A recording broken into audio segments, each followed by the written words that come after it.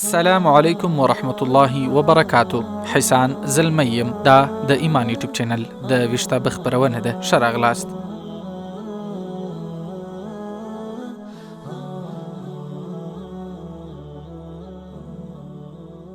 د اکانومیسټ مجله لنن کابو 200 کاله وړاندې چاپ او رامنځته شوې ده. د دې مجلې مسؤل راس چایلډ نومي یو ایلومیناتي خاندان دی. د همدې خاندان په واک کې اکثر نړیوال اقتصادي کمپنۍ هم دي. د امریکا ریزرو چې د نړۍ اکثر سره زر دي هم د همدوی په واک کې دي. راځئ نن د همدې مجلې چې ویل کېږي د ایلومیناتیانو او دجالیانو پیغامونه رسوي په اړوند خبرې وکړو. په یاده مجله کې د هر کال د راتلونکي په اړوند تحلیلونه وړاندې کېږي. له همدې امله د وګړو ترمنځ خورا منلې هم ده. دا له دې امله چې د راتلونکي په اړوند په دې مجله کې د شفرونو په ډول خورا حیرانونکي معلومات ځای پر ځای سوي وي چې اکثر یې له پیښېدو وړاندې په یو ډول نه یو ډول انځور سوي یا لیکل سوي وي. د دې خبرې قطعا معنا دا نه ده چې دوی په راتلونکي خبر دي، ځکه په راتلونکي یوازې یو الله جل جلاله علم لري. خو په دې مجله کې دوی له هغه طرحې سوو منصوبو څخه یادونه کوي چې پټو او خفیه قوتونو له وړاندې یوې ورځې ته د تطبیق په موخه تیار کړي وي. هماغه ارادې او پلانونه دغه نړیوال او جابر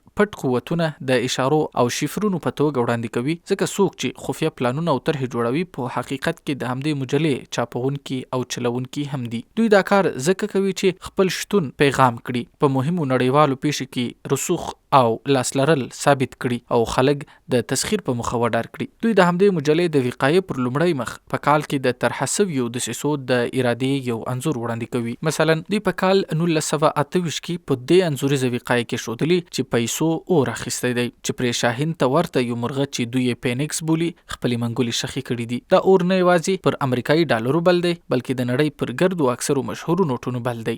دغه فرضي مرغه نوم چې پینکس یې ښودل سوی دی، پر غاړه یې په راځوړند لاکټ هم د پینکس نوم لیکل سوی دی. پینکس د بیا ژوندي کېدو په معنا دی. دا یو داسې افسانوي مخلوق دی چې د دوی په وینا له مرګ وروسته له خپلو ایرو بیا ځلې راژوندی کېږي. ښه نو په دې انځور کې د یوې داسې کرنسۍ په اړوند څرګندونه سوې وه چې کابو څو کلونو وروسته رامنځته سوه، کریپټو کرنسي یعنی غیر محسوسه کرنسي یا پیسې، چې دا مطلب افاده کوي چې د کاغذونو کرنسي معنا کاغذي نوټونه به ختم سي او د کریپټو کرنسي دور به پیل سي. یا د مجلې دا ډول ګڼ شایعات لرلي دي چې باید له بعضو یې بحث وسي. سره له دې چې د دې مجلې د دې کال پر وقایې پخوانیو هغو ته په کتو ډېر پټ پیغامونه نښې او علامې نسته، یا ممکن موږ یې پوره تحلیل ته ونه رسیږو. خو بیا هم راځي د یادې مجلې د 2022 کال پر دغه وقایې بحث کوو. پر وقایې ښکاره د چین او امریکا د ولسمشرانو انځورونه ښکاري. دا واړه انځورونه په داسې ډول ایښودل سوي او وډل سوي دي ګوا هدف دی. کله چې ښکاري د خپل هدف د پخولو لپاره بل مخامخ یو هدف شتي، کټ مټ د همدغه هدف په څیر. او که نور هم باریک ورته ځیر سو، نو د سنایپر یا قناص د دوربین جدول ته هم ورته دی، چې دې لور ته اشاره ده چې 2022 کال کې به دجالي قوتونه د نړۍ ابر قوتونه پر څه او په کومو نوعیتونو بڼو او برخو کې په جګړو او فتنو سره اخته کړي. ځکه جنګ یوازې په فزیکي ډول نه وي، فکري، صحي، رواني، نفوذي، سیاسي، اقتصادي او نورو اړخونو ته شاملېږي. د یاد مربعو کښل سویو انځورونو په د مابینځ کې شماري هم لیکل سوي دي. لوړ 20 او لاندې ترې 21، 22 او 23 عدد لیکل سوی دی. بعضې خلک ترې د شیطاني چاپ مطلب اخلي، خو زما په باور دا د قناص یا سنایپر د دوربین زخه ده چې د 22 عدد په نښه کولو د یاد کال د هدف ګرځولو مطلب افاده کړی دی. د اکانومیسټ مجلې د وقایې دغه لومړی مخ پر 8 مختلفو برخو تقسیم دی، چې د هر یوې برخې یو مخالف لوری موجود دی، چې د امریکا او چین مشران هم یو د بل پر وړاندې درولي دي، چې دې لور ته اشاره ده چې د دواړو ترمنځ به په یاد کال کې په ښکاره یا سري ډول زور ازموینه ترسره سي. په داسې حال کې چې د یادې پیشبینۍ وروسته په سیاسي، اقتصادي، جغرافیوي، استعماري او خلایي برخو کې د دواړو لوریو ترمنځ مسابقه اوج ته رسېدلې او د لا پراخېدو په حال کې ده. دواړو لوریو یو د بل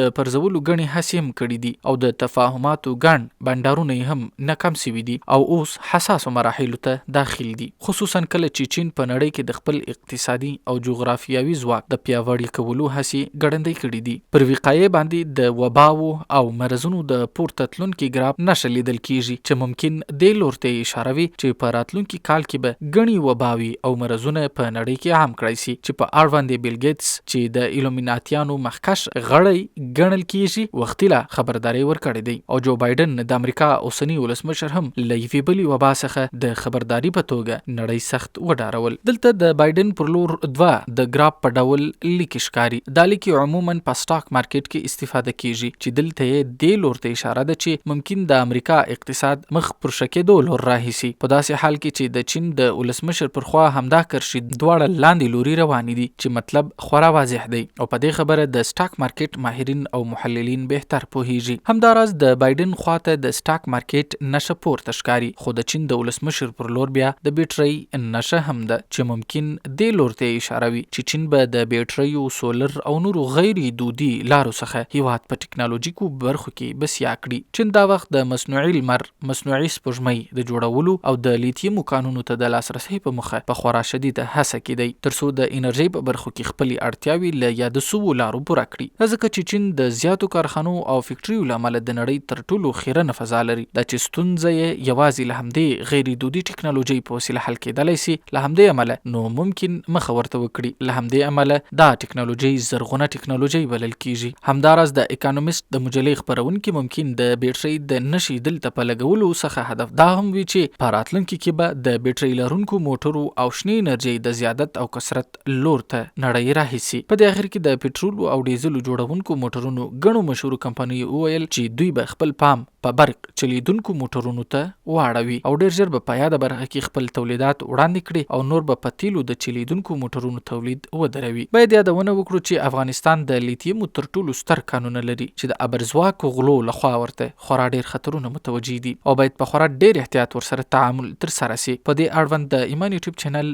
یو ځانګړی خبرونه جوړه ده چې تړونه اعلان د ډسکرپشن په خانه کې موجود دی. بل خو د اکانومیست مجلې پر همدې وقایې د کریپټو کرنسي نشي او علامې هم سترګه کیږي او په بعضو ځایونو کې د کریپټو کرنسي ګراف لوړ او بعضو کې ټیټ رسم شوی دی چې ممکن دې لور ته اشاره وي چې په یاد کال کې به دا کرنسي د ارزښت له لحاظه کښته پورته سي چې د معلوماتو له مخې څو ورځې وړاندې ډېره ټیټه هم سوه او راتلونکي کې ممکن له بیا دا ډول حالت سره مواجه سي، والله اعلم. همداراز د یادې مجلې پر وقایې په همدې تسلسل دواړه لوري د پیچکارۍ، مایکروسکوپ او وباو او مرزونو عکسونه او علامې انځور سوي دي چې دې لور ته اشاره ده چې نړۍ کې به په همدې کال ګڼي وباوي خپرې کړی سي. خو هغه څه چې ډېر پام اړونکی دی د دې مجلې رنګونه دي. دا دوه رنګه دي، خړ رنګ او سور رنګ. یاد رنګونه د هالیووډ او بالیووډ په هغو فلمونو کې اکثر استفاده کیږي چې د مرزونو، وباو او لوی تباهیو څخه پکې بحثونه کیږي. دغه د هدف غونډې نښه چې پرې دا انځور کړل سوی دی د هالیووډ کمپنۍ په یو فلم چې ریزیډنټ ایول نومیږي فلم کې د امبریلا کمپنۍ د نشان په څیر دی. امبریلا کمپنۍ په یاد فلم کې پر دې کار کوي ترڅو د نړۍ وګړي او خلک کم کړي، په داسې حال کې چې د ځمکې وسایل محفوظ پاتې سي. نو یو لوی وایروس او جراثیم رامنځته کوي